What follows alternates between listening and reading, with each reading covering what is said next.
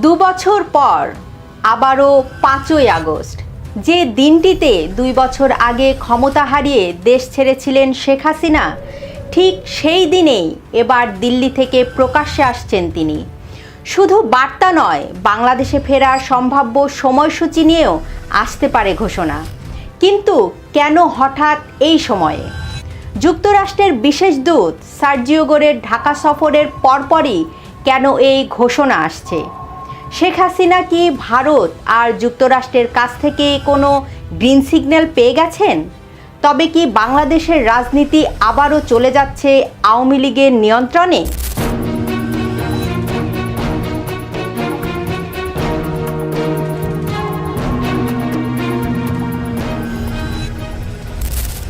বাংলাদেশ সময় 5ই আগস্ট সন্ধ্যা 6:30 নয়াদিল্লির the foreign correspondent club of India আয়োজিত এই আলোচনা সভা সামাজিক যোগাযোগ মাধ্যমে সরাসরি সম্প্রচার করা হবে, যেখানে প্রথমবারের মতো সরাসরি কথা বলবেন সাবেক প্রধানমন্ত্রী শেখ হাসিনা। যুক্তরাষ্ট্র থেকে ভার্চুয়ালি যুক্ত হবেন সজীব ওয়াজেদ জয়, আর সশরীরে উপস্থিত থাকবেন সাবেক শিক্ষামন্ত্রী মহিবুল হাসান চৌধুরী নওফেল, ক্রিকেটার অলরাউন্ডার সাকিব আল হাসান সহ আওয়ামী লীগের একাধিক নেতা। সবচেয়ে চমকপ্রদ তথ্য হচ্ছে অনুষ্ঠানের দাওয়াতপত্রে। সেখানে স্পষ্ট ভাষায় লেখা হয়েছে শেখ হাসিনা তার ভবিষ্যৎ রাজনৈতিক পরিকল্পনা এবং বাংলাদেশে প্রত্যাবর্তনের প্রস্তাবিত সময়সূচি প্রকাশ করবেন। এই একটি লাইনই পুরো ঘটনাটিকে অন্য মাত্রা দিয়েছে, কারণ মাত্র কয়েক সপ্তাহ আগে রয়টার্সকে দেওয়া সাক্ষাৎকারে শেখ হাসিনা জানিয়েছিলেন তিনি ডিসেম্বরের মধ্যেই দেশে ফিরবেন এবং আদালতে আত্মসমর্পণ করবেন। অর্থাৎ 5 আগস্ট যদি তিনি দেশে ফেরার দিন তারিখ আরও নির্দিষ্ট করেন, তাহলে সেটি হবে তার আগের বক্তব্যের পরবর্তী ধাপ। গল্পটা কেবল শেখ হাসিনার দিল্লি সভার মধ্যেই সীমাবদ্ধ নয়। ঠিক এই সভার কয়েকদিন আগেই ঢাকায় ঘটে গেছে বড় ধরনের এক কূটনৈতিক তোলপাড়। যুক্তরাষ্ট্রের দক্ষিণ ও মধ্য এশিয়া বিষয়ক বিশেষ দূত এবং ভারতের নিযুক্ত মার্কিন রাষ্ট্রদূত সার্জিও গোর 3 দিনের সফরে ঢাকা এসেছিলেন।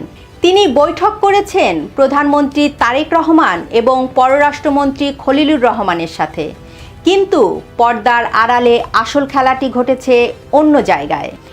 আওয়ামী লীগ নেতার পাশাপাশি মার্কিন দূত 1.5 ঘন্টা বৈঠক করেন বাংলাদেশ নিযুক্ত ভারতীয় হাইকমিশনার দীনেশ ত্রিবেদীর সাথে।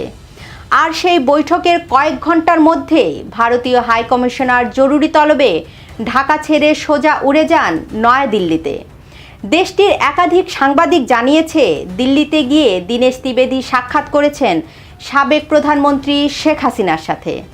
মার্কিন বিশেষ দূত আর ভারতীয় হাইকমিশনারের এই দৌড়ঝাঁপের পরপরই দিল্লি থেকে শেখ হাসিনার দেশে ফেরার তারিখ ঘোষণার আনুষ্ঠানিক প্রস্তুতি।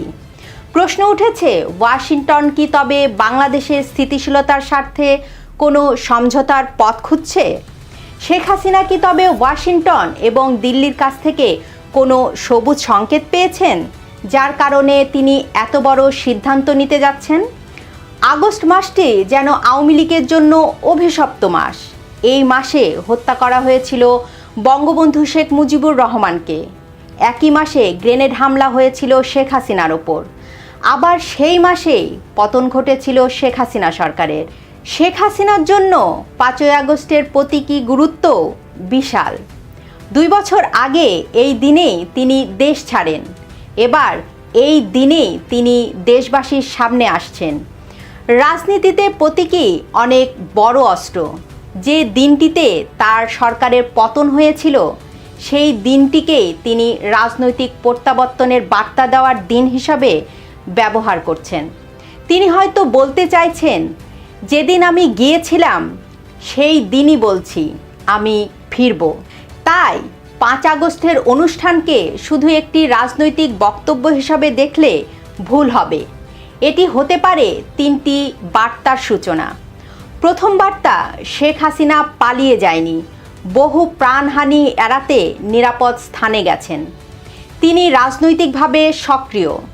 দ্বিতীয় বার্তা, আওয়ামী লীগের সাংগঠনিক শক্তি অটুট আছে, আছে জনসমর্থনও। আর তৃতীয় বার্তা, দেশের মানুষকে রক্ষা করা এবং ষড়যন্ত্রকারীদের বিচারের আওতায় আনতে শেখ হাসিনাকে দেশে ফিরতেই হবে।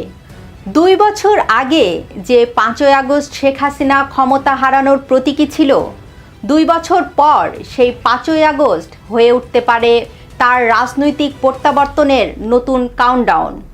আর যদি সেদিন তিনি সত্যি দেশে ফেরার নির্দিষ্ট দিন ঘোষণা করেন, তাহলে বাংলাদেশের রাজনীতিতে ডিসেম্বরের আগে আরও অনেক হিসাব বদলে যেতে পারে।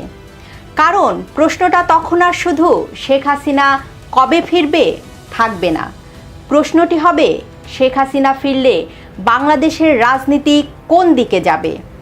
এ বিষয়ে আপনি কি ভাবছেন? লিখুন আপনার মতামত, ভিডিওটি শেয়ার করুন, লাইক দিন, সম্ভব হলে